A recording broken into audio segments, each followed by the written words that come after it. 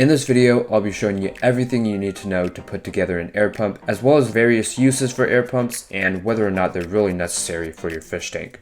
For the materials, you're going to need an air pump, some airline tubing, a check valve, and an airstone. The brand that I use is from AQA, who sponsored this video, and they sent me all these products, so be sure to check them out. The first thing you want to do is cut a small piece of airline tubing to attach to the air pump.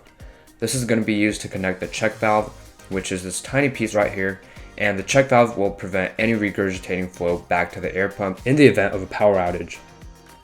However, if the air pump is placed above your aquarium, in that case you actually won't need a check valve, as it is at a higher level than the tank, so water won't be flowing back into the air pump. Make sure the pointed side is facing the opposite side of the pump and towards the long piece of airline tubing. There's going to be an arrow that tells you which side it's supposed to be facing at. After you connect the check valve, you're then going to connect the long piece of airline tubing into the check valve, and from the other end you can attach your airstone. Make sure you cut the airline tubing so that it's long enough to reach the location that you want it to be at. And the airstone can be placed near the corner of your tank or somewhere where it's hidden. Now, the good thing with this AQA air pump is that you can easily adjust the flow by moving this left or right controller on the air pump itself. So plus means more bubbles and oxygen, and minus means less. The model they sent me is an ultra quiet pump, so it really helps with keeping everything quiet. Now, this air pump model actually allows you to connect two pieces of airline tubing for two different airstones, but for now all we need is a single one.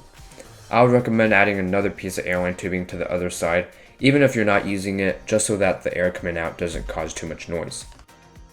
If the air pump that you use is making a lot of noise, there's a few ways to reduce it. So one of the main reasons why an air pump makes noise is because of the shaking that comes from the pump. And an easy method is to place it onto a towel or something soft underneath that can absorb all the noise and vibrations. Also make sure that you're keeping it on a solid surface that's not going to add more to the existing noise. Another way is to place it hanging on a box or a jar and then seal the jar with duct tape with the air pump hanging from the top. This is going to eliminate the sound from the constant moving as long as it doesn't touch anything next to it. Now I'm going to go over some other uses for air pumps that you might have not thought of before. One of the most common areas where air pumps are used are for sponge filters. So sponge filters are able to operate because of air pumps pumping air through. After doing the steps I showed earlier, you can connect the airline tubing from the air pump to the sponge, and that just automatically allows the sponge filter to work. It's also commonly recommended to add your airstone to the sponge filter, and to do that you're going to connect a piece of airline tubing into and through the lift tube, through the bullseye, and into the airstone. The airstone is going to sit right at the bottom of the sponge filter. This will allow you to directly connect the airstone inside the sponge filter with ease. Also, by adding an airstone, it's going to break down the large bubbles from the sponge into smaller ones, making it a lot quieter with smoother water movement and also adding more oxygen. Another use of the air pump is for external hang-on back breeder boxes, like the one I have right here. Mine currently holds a baby platyfry. I could only find a single survivor in this 29-gallon, but fortunately I was able to get it out and into the breeder box. Now, the breeder box alone is not going to be able to provide any water flow, nor does it have heated water coming in from the tank.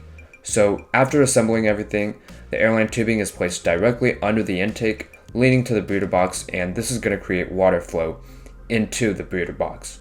And as the water comes in, it exits through the other side. This is going to create consistent flow, and I also won't need to worry about temperature as the water is the same as tank water. One of the most common misconceptions is that air pumps serve as oxygen producers. Not only is this untrue, but it completely messes up how gas exchange works in your fish tanks.